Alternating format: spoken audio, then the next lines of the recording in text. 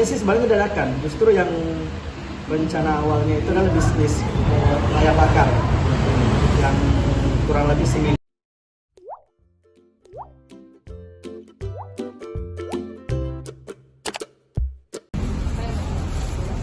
Apa yang terlintas ketika mendengar kata Bumi Tamalan Rea Permai atau BTP? Ya, tidak salah jika perumahan nasional, Perumnas, di Makassar ini disebut sebagai surganya kuliner.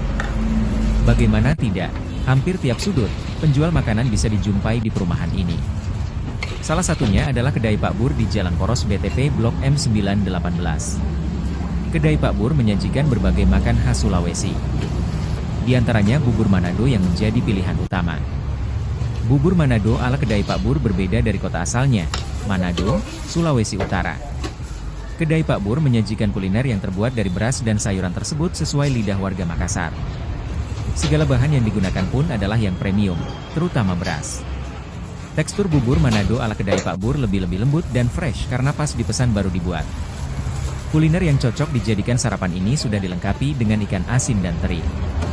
Owner Kedai Pak Bur, Afdal Rauf mengatakan bahwa sebagai pelengkap, pihaknya juga menyediakan jeruk sebagai pelengkap. Kita sediakan jeruk nipis, karena memang warga Makassar kalau makan suka pakai jeruk, kata Afdal, saat ditemui tribun-timur.com, Rabu, 22 Januari 2025. Afdal menjelaskan bahwa awalnya bubur Manado dipilih sebagai menu utama karena khas dan selalu dirindukan. Selain itu, di wilayah BTP, bubur Manado kala itu masih jarang dijumpai. Kalau kita lihat dulu paling banyak nasi kuning, dan sebagainya. Bubur Manado ini sulit didapatkan waktu itu, jelas alumnus Universitas Hasanuddin, Unhas, tersebut. Rasa dan ciri khas bubur Manado ala Kedai Pak Bur pun sukses menarik warga BTP dan sekitarnya. Di pagi hari, usaha yang berdiri sejak 2012 ini selalu ramai pengunjung karena dijadikan sebagai sarapan. Tak heran kedai yang buka pukul 6.30 hingga pukul 21 WITA ini bisa menjual rata-rata 100 porsi bubur Manado per harinya. Untuk harga, bubur Manado Kedai Pak Bur ditawarkan mulai Rp16.000. Bukan hanya bubur Manado, Kedai Pak Bur juga menyajikan menu lainnya. Seperti sop ubi, bubur kacang hijau, dan gado-gado. Ini sih sebenarnya dadakan. Justru yang rencana awalnya itu adalah bisnis ayam bakar yang kurang lebih seminggu mau launching ayam bakar, tiba-tiba ada muncul inisiatif dari teman dan keluarga, bagaimana kalau jualan bubur Manado waktu itu. Nah itulah tiba-tiba beralih yang tadinya justru saya belajarnya ayam bakar sampai ke Kediri, Gersik, pulang kurang lebih seminggu mau launching, berubahnya menjadi bubur Manado. Yeah. Nah awalnya memang secara basic saya tidak tahu cara masak bubur Manado, jadi lebih banyak belajar waktu itu dari YouTube, kemudian digabung sama informasi dari teman-teman atau dari customer yang memberikan masukan.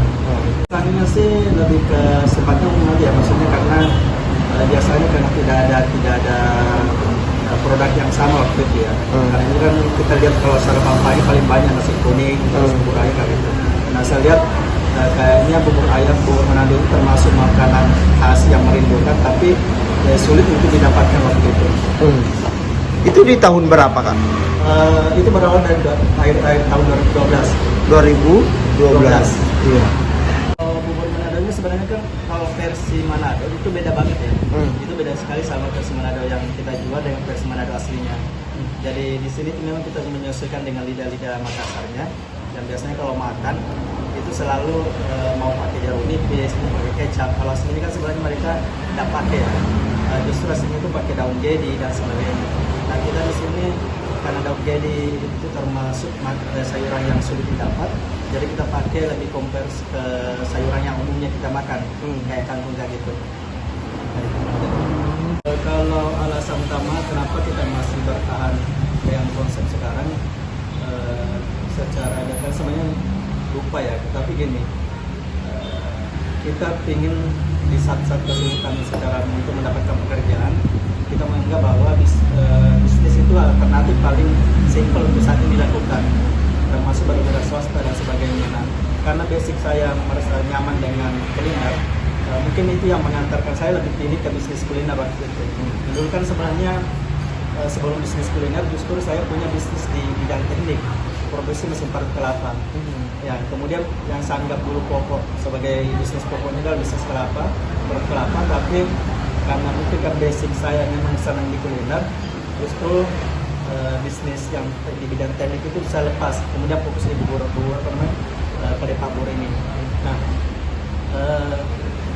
kalau kenapa kita bertahan sampai sekarang itu lebih ke keinginan kita untuk bebas secara finansial saja, dan terus kita bisa bermanfaat untuk banyak orang karena bisa mempekerjakan.